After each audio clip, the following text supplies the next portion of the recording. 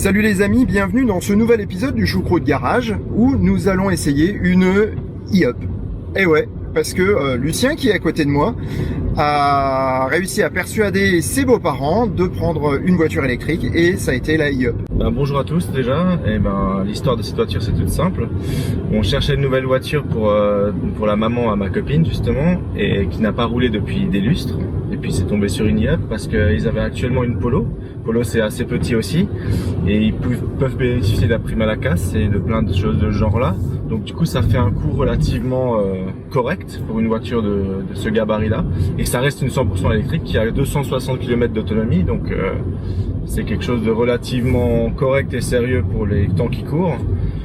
Donc voilà, maintenant c'est quelque chose de tout frais. Donc on va tester ça. On l'a reçu mardi, donc c'est vraiment tout neuf.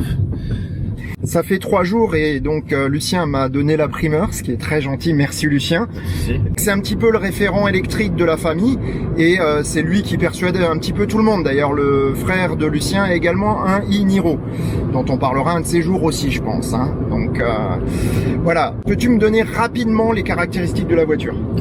Niveau puissance, elle a 83 chevaux, donc ce qui équivaut à 60 kW. En capacité de batterie, elle a actuellement 32 kWh en net, il me semble, donc ça équivaut à 260 km d'autonomie globalement.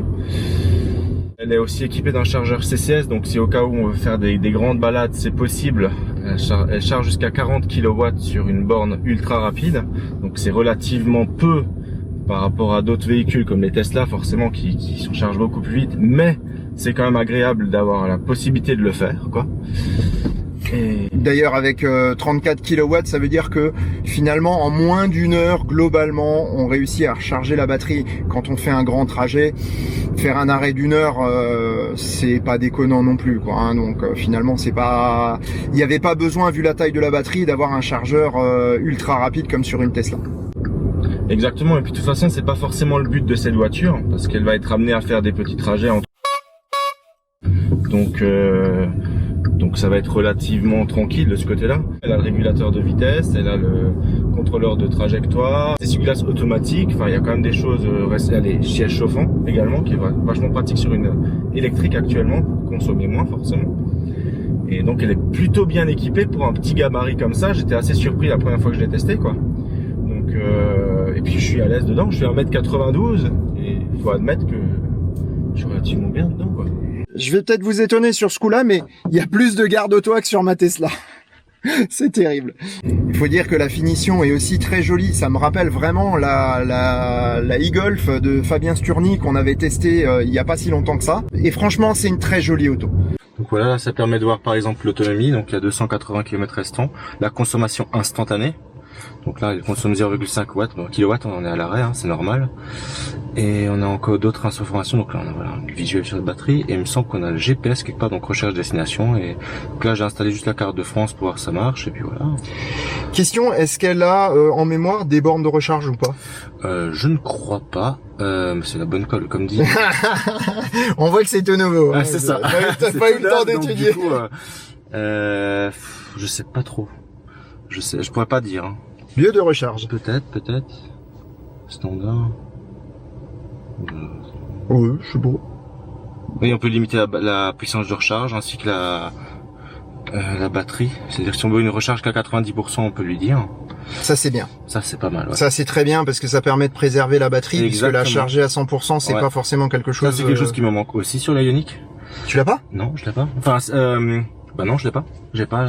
Tu peux pas limiter? Non, je ne peux pas limiter. Sur la première génération, on peut pas limiter. Sur la dernière, on peut maintenant. Pour l'instant, on peut pas vous donner vraiment de résultats par rapport aux consommations, etc. Puisque la voiture a très peu roulé depuis mardi. On est vendredi aujourd'hui. Exactement. Donc c'est vraiment très peu. La voiture a... C'est pas indiqué, mais 800 km globalement. Voilà, donc la voiture a environ 800 km parce qu'il s'agissait d'un véhicule de démonstration. Comme je vous l'expliquais dans l'épisode sur l'opération Leaf à 49 €, il y a clairement un avantage aujourd'hui à prendre une voiture électrique avec les aides de l'État. Même si les aides ne sont pas présentes, on va la rentabiliser mais beaucoup plus lentement, alors que les aides de l'État vous favorisent énormément. Cette voiture a bénéficié de 6 000 € de bonus et de 5 000 € de super bonus liés à la prime à la conversion. Donc, il y a une ancienne voiture qui va partir au recyclage, j'aime pas dire à la casse, parce que tous les matériaux vont être revalorisés et repartir dans le circuit, ce qui évitera également d'avoir à miner des nouveaux matériaux. Pour un usage comme celui auquel Doris le destine, c'est très très sincèrement le choix idéal. C'est assez bluffant. Je pense que s'il y a 2 ans, j'avais dû choisir pour une nouvelle voiture, j'aurais peut-être pris ça, quoi. Quand même, parce qu'il y a quand même 10 000 € de différence avec une Ioniq, hein. On va voir ce que ça va donner réellement l'utilisation, quoi. Mais voilà, ils prendront la Polo pour les grands trajets, et puis celle-ci, ça va être destiné pour Doris pour rouler des niveaux boulot, etc. Enfin, pour avoir des amis et la famille. T'avais pas pensé à une Ioniq hybride au départ Jamais. Vraiment jamais. Jamais. En fait, c'est le premier véhicule électrique que j'ai testé, c'était la Ioniq électrique, en fait, tout simplement. D'accord. Et en fait, je suis tout de suite tombé amoureux du principe et du véhicule, de la place qu'il y avait dedans et que toutes les possibilités qu'elle offrait, quoi, à ce moment-là. Et donc, pour moi, c'était une révélation, quoi. C'était évident que j'allais acheter une électrique. Alors après, c'est simple. Au départ, j'avais un véhicule il y a 13-14 ans de ça. J'avais acheté une Astra neuve, Oui. qui me coûtait 17-18 000 €. Et elle me plaisait bien, elle avait fait son temps, quoi. Il était temps que je change, et je voulais pas forcément passer sur une thermique avec tout ce qu'on entendait par rapport à la pollution, les vignettes, etc. Enfin, ça commençait un petit peu à pas trop me plaire. Et du coup, j'ai regardé ce qui se passait en électrique, et je suis tombé sur le forum d'automobile propre, en fait, et où j'ai commencé à dévorer tout ce qui était indiqué dans tous les sens. Et la Ioniq sortait, en fait, en efficience, comme la championne toute catégorie à ce moment-là, et avec un prix relativement soutenu. Donc je me suis dit, ben tiens, je vais aller l'essayer chez Hyundai, quoi. Et on m'a fait un devis sur un véhicule direction qui était convenable aussi à ce moment-là, et du coup ben j'ai passé le cap à ce moment-là. Et puis depuis, ben je pourrais pas revenir en arrière, quoi. C'est impossible de revenir sur un thermique, hein. À partir du moment que t'as un électrique, je ne vois pas revenir en arrière, quoi. Je croirais entendre pratiquement tous les gens que j'interviewe. C'est revenir au thermique, c'est pour eux une hérésie. Sauf quand il s'agit bien sûr d'une voiture de collection ou d'une sportive un petit peu spéciale, comme des Porschistes que je connais. Autre question idiote. Tiens, est-ce que l'achat d'une e-Up donne accès à la carte de recharge Volkswagen pour Ionity? Alors je sais pas, mais il y a une carte, je crois, livrée avec. Entre le tournage de cette vidéo et sa diffusion, les choses ont changé. Finalement, la carte EasyTrip donnée par Volkswagen ne sert à rien puisque l'entreprise va fermer. On ne peut plus activer les cartes et tout est remplacé par l'application WeCharge qui va permettre de charger chez Ionity. Sinon, si jamais tu as le moindre doute, tu t'adresses à Christophe de Nuage Magique sur sa chaîne. C'est la personne à connaître quand on veut recharger, c'est Christophe de Nuage Magique. Ouais. Parce que lui, il a tout testé, il a fait énormément de choses. Pour nous en Tesla, Ionity, c'est pas intéressant, mais pour une e-Up, par exemple, ben voilà, Ionity, 40 kW certes, mais ça permet d'aller se déplacer un peu partout en Europe. Ce qui commence à devenir bigrement intéressant, du coup. Toutes les marques vont permettre demain de circuler dans toute l'Europe de manière pratique, agréable. Donc j'espère que dans les prochains épisodes, on aura l'occasion de compléter ce beau tableau et de faire quelque chose d'encore plus sympa pour tous les utilisateurs de voitures électriques. Sur ces bonnes paroles, je vous dis à bientôt, hein.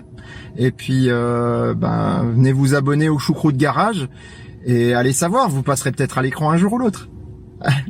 Bonne journée à tous. Salut tout le monde.